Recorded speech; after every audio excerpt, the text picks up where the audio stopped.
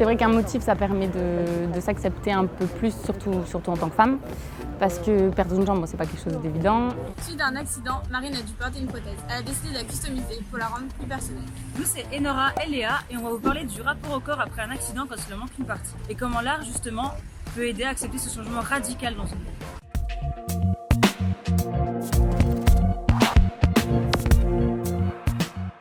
L'idée des prothèses customisées, c'est celle de Simon. Orthoprothésiste de formation, il a écrit son mémoire sur l'impact psychologique de la customisation chez les personnes appareillées.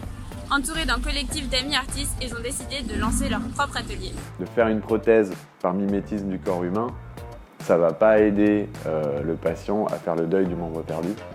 Ça, c'est une certitude. Le fait de s'exprimer dessus, c'est un peu un petit côté art-thérapie.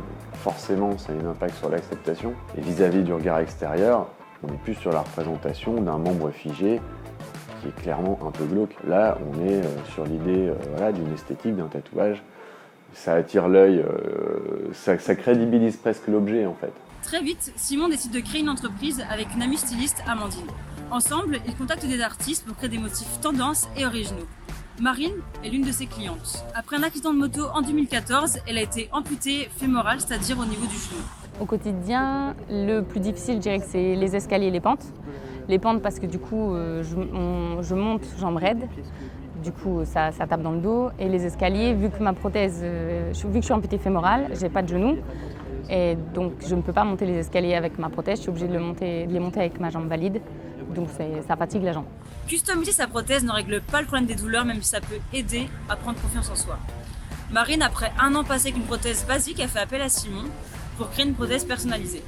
Au début de ma rééducation, j'avais une prothèse en plastique, donc c'est pas forcément très joli.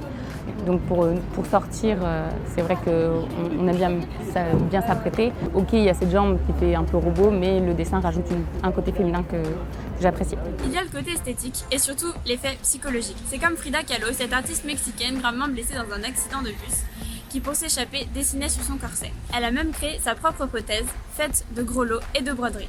La vie de cet artiste montre bien l'impact de l'art-thérapie. C'est vraiment pour nous, personnellement, s'assumer, le montrer, c'est plus facile.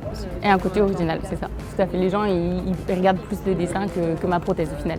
Ils disent « Ah, c'est beau, comment t'as choisi ça? Qu'est-ce qui a fait ça ?» Du coup, ça fait plaisir.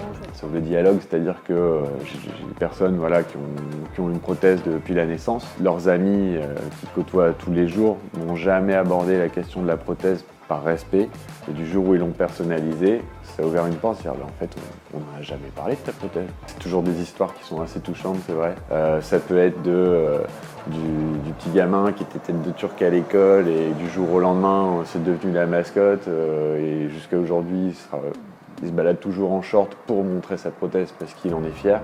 Donc ça devient vraiment un élément qui permet de se construire identitairement et psychologiquement. Donc, pour moi, c'est des bonnes bases qu'on leur donne à ces gamins. Aujourd'hui, Simon a recruté 3 personnes. Il a ouvert un magasin à Roubaix et exporte à l'étranger. On a tendance à représenter le handicap de façon négative. On espère donc que cette vidéo aura aidé à briser le tabou et à normaliser les choses.